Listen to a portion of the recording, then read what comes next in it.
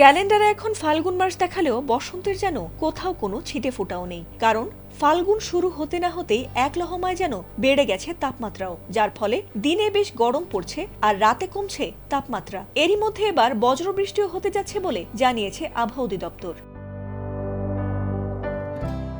আবহাওয়া অফিসের এক পূর্বাভাসে এ তথ্য দেওয়া হয়েছে।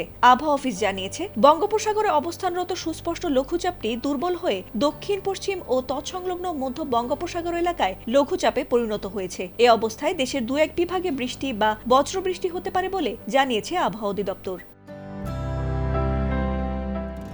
আবহাওয়ার পূর্বাভাসে আরো বলা হয়েছে, অস্থায়ীভাবে আংশিক মেঘলা আকাশ সহ সারা দেশের আবহাওয়া শুষ্ক থাকতে পারে। এদিন রাতের তাপমাত্রা সামান্য বাড়তে পারে এবং দিনের তাপমাত্রা প্রায় অপরিবর্তিত থাকতে পারে। মঙ্গলবার আবহাওয়ার পূর্বাভাসে বলা হয়েছে, খুলনা ও বরিশাল বিভাগের দু এক জায়গায় বৃষ্টি অথবা বজ্রবৃষ্টি হতে পারে। এছাড়া দেশের অন্যত্র অস্থায়ীভাবে আংশিক মেঘলা আকাশ সহ আবহাওয়া প্রধানত শুষ্ক থাকতে পারে। রাতের তাপমাত্রা প্রায় অপরিবর্তিত থাকতে পারে এবং দিনের তাপমাত্রা সামান্য কমতে পারে। এছাড়া বুধবার অস্থায়ীভাবে আংশিক মেঘলা আকাশ সহ সারা দেশের আবহাওয়া শুষ্ক থাকতে পারে। রাত এবং দিনের তাপমাত্রা সামান্য কমতে পারে।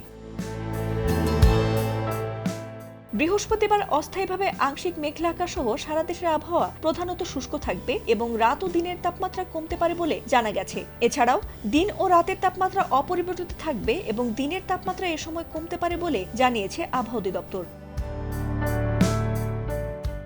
ফাতিমা সুলতানা, এটিএন বাংলা।